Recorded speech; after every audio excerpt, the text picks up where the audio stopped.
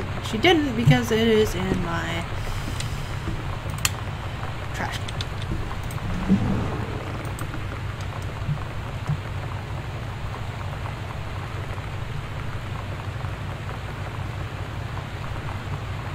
Wanted for the murdered straight edge, so she's getting into weird stuff. Ah, Kurt Cobain. He was from Oregon. Ah, it's a dinosaur! Oh my gosh, it's adorable. It's Steggy.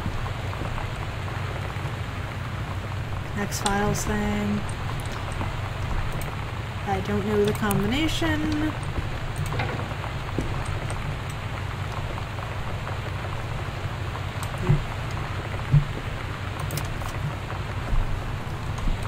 Ah, I have things in my eyes other than my fingers and it hurts.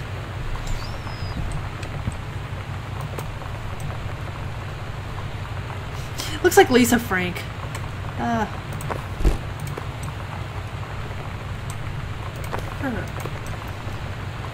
That's aww.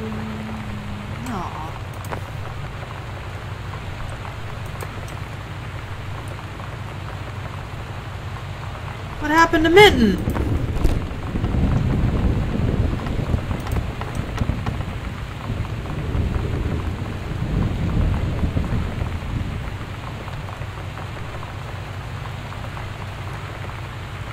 Oh, so it's like, what's that called? Dream Phone or whatever it is. King's Labyrinth. Wow.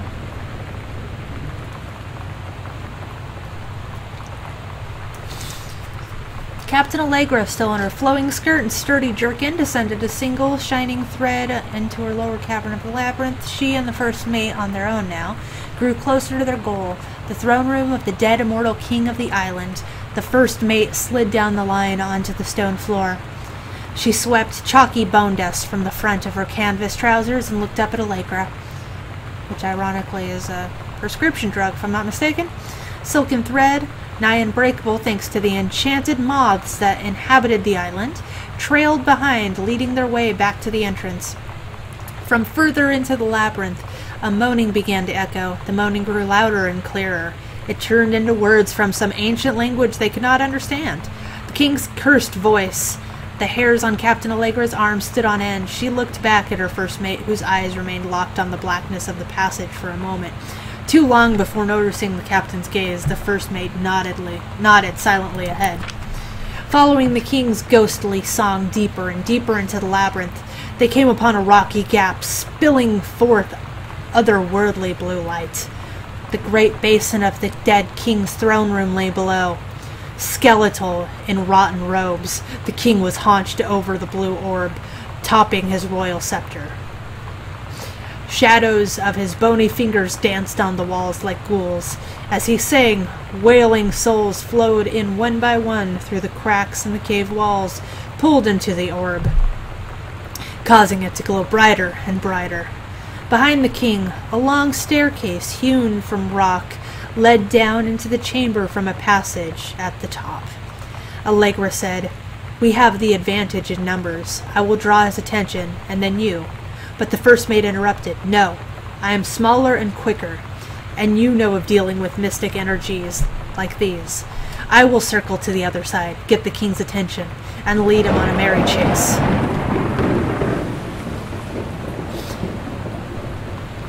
She held up the silk line, all traced by his invincible thread, of course. Allegra said, "It is a good plan, but perhaps we should go together." The first mate shook her head. "You know this is our best chance. Don't be afraid for me." They grasped hand and exchanged 3 tight squeezes, their palms growing warm. The first mate tied the shining thread to the belt of her trousers, gave a quick salute and a wink, and dashed off. Allegra waited, staring vigilantly across the top of the stairs where the first mate was to appear. The king continued his... Wait, no. No! The singing stopped. The king turned and began walking up the stairs. Allegra wanted to call out, to do anything to stop the first mate from running headfirst into danger. She tried tugging on the line. Signal her. No use. The king was nearly at the top of the stairs when the first mate burst through the passageway. She skidded to a stop. Even from across the yawning basin, Allegra could see the first mate's eyes grow wide. She turned and ran. Summoning his undead power, the king left the ground, levitating, gliding behind her with distressing speed. From some dank passage too far away, Allegra heard the first mate scream. She was already running towards the sound. The line in Allegra's hand went taut, then shuddered. It felt slack to the stone floor. As Allegra ran, she was gathering line, twisting it around her arm. She came to its end, an unbreakable thread dangling limply, its end shredded and frayed in her hand. She tossed it to the ground and ran.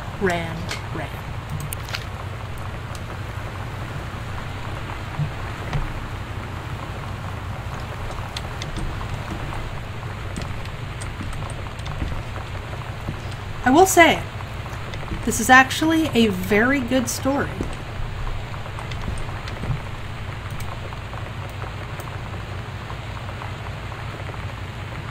Is this something I should actually, like, test, or... You guys can test it. Okay, I do want to test it. Hold on.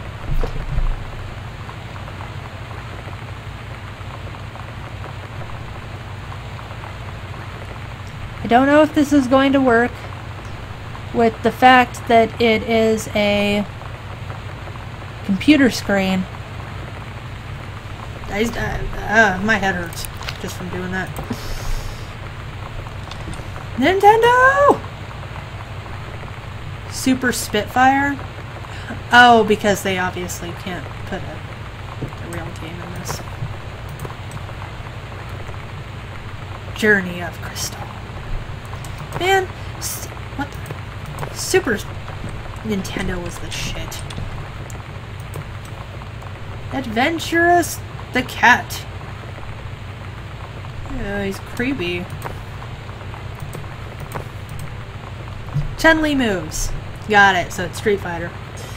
Fireball, lightning kick, helicopter kick, also known as a spinning star kick, air stomp.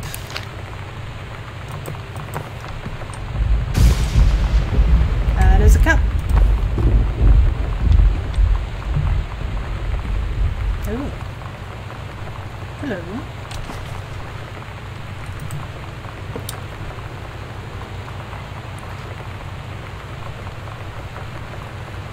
Metalwork engraving, not a challenging assignment. Metal plaque for family portrait, reasonable subject, but not complex.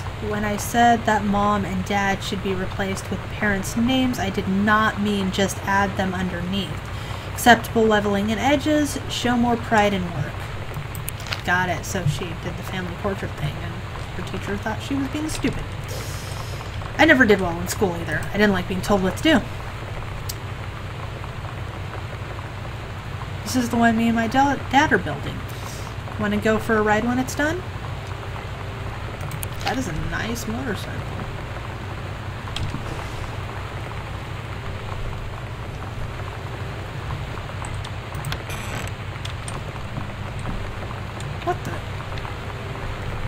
What the hell? Okay.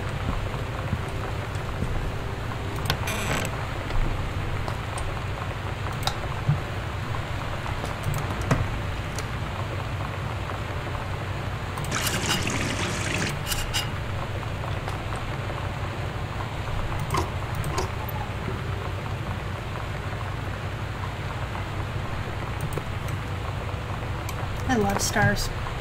Her and I share this in common. You know, with... Oh.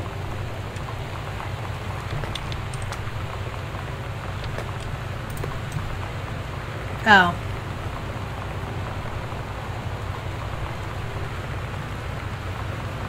Not tested on animals, well, that's good. Lonnie brought her hair dye over today. She said, I need to fix these roots. Think you could help? Dyeing hair is weirdly intimate. I don't know if I've touched someone else's scalp before. It's pretty intimate, right? It felt intimate. We looked in the mirror together after, and I expected her to say something about how it looked crappy, or good, or whatever. But that's when she said, "You're so beautiful."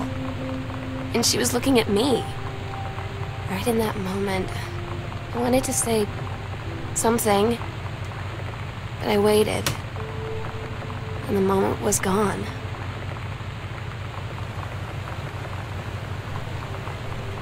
Wow, so Pulp Fiction.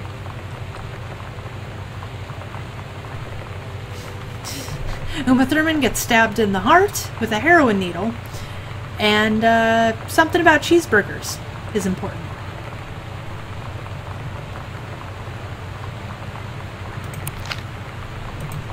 I will admit that with the music and everything, that does sound awfully intimate. And if that's the case, she might be a lesbian. Nothing wrong with it. Totally cool with that.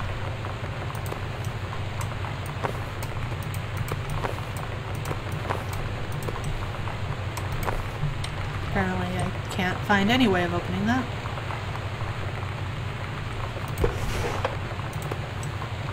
There's a lot of Bibles. She's it.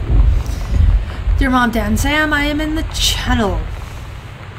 This is my second passage through the channel. I'm on my way back from London, this time going to Brussels, Belgium. Sorry I didn't write you on the way to London, but I was too excited about the channel. That's a channel. Is that a channel? That's not a channel, that's Parliament. London was great, Dad. I know you've always wanted to visit, and I think you really should. You'd love it if you all wanted to come back here as a family sometime. I guess I could be convinced. Love you all.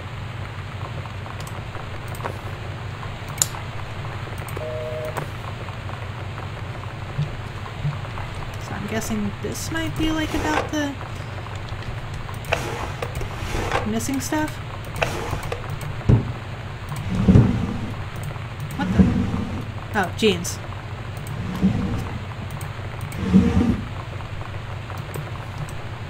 Ew!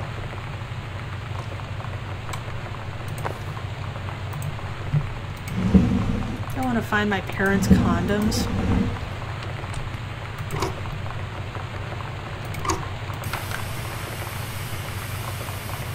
Don't like that.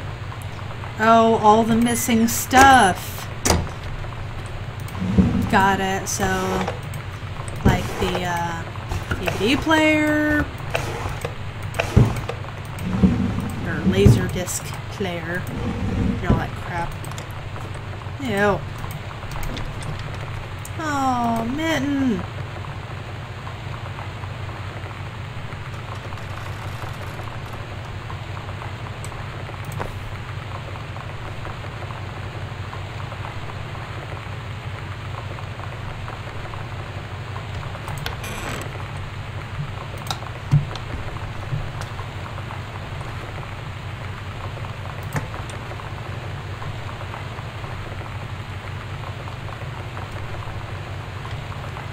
Oh, I thought that was a hamburger. I was like, that doesn't look right.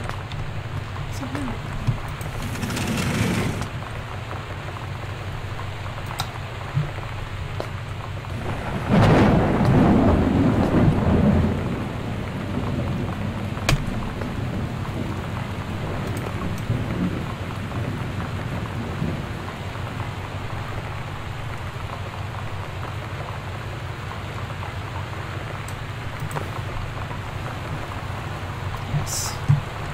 I want to know that about my parents.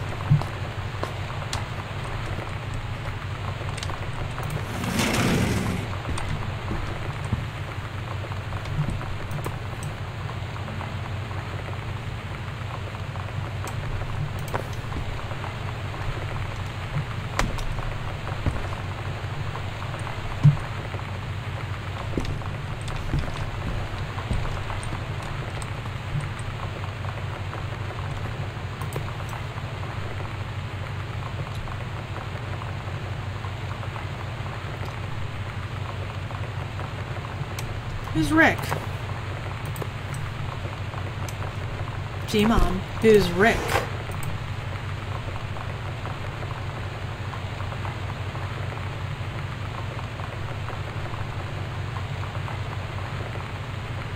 Oh. Dear Jan, oh honey, let me tell you I understand how you feel. Bob and I have had our down periods. It's become a bit of a way of life, actually. You get used to each other. You live your own lives in the same house. Like the kids grow up. They go away. I'm sorry. This isn't helping, is it? Don't worry. Terry will get over whatever's distracting him. Things will go back to normal. And as for Sam being distant, that's a teenager for you. Nothing to worry about. In the meantime, though, this controlled burn that sounds like quite the adventure. What is it with Carolyn Adventures? But let's get to the chase. This new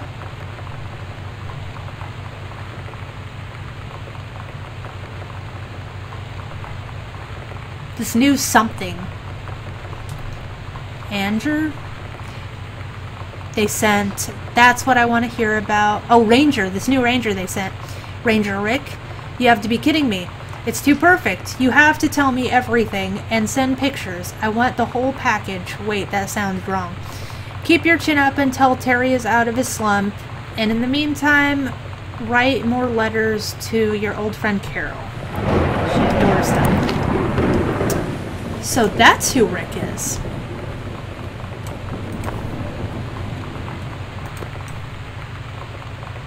Oh my gosh, that is so creepy. There's something about the mom's face that's horrifying. So,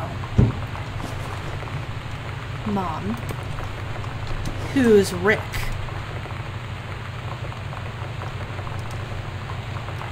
Oh, it's for obscenity.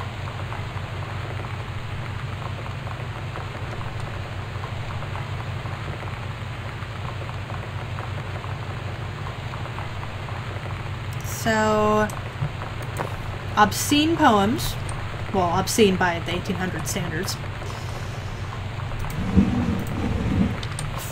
that some ranger gave you.